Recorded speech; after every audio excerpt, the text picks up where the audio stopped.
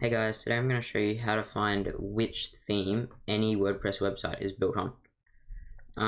So for starters, you got to know that the website's actually built in WordPress or this won't work.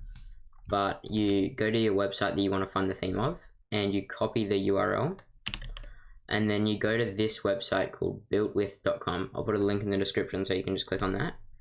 And then where it says here, find out what websites are built with, just paste in your domain and click on lookup.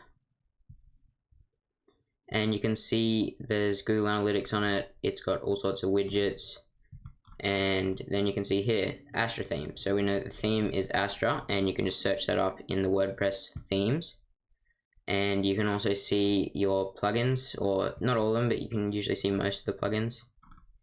I think they're at the top, up here. So you can see we've got Google Recapture, Contact Form 7, all kinds of different things. It won't always show all of them, but you usually get most of the plugins. So you can also go to this website, whatwpthemeisthat.com. I'll put a link in the description to that as well.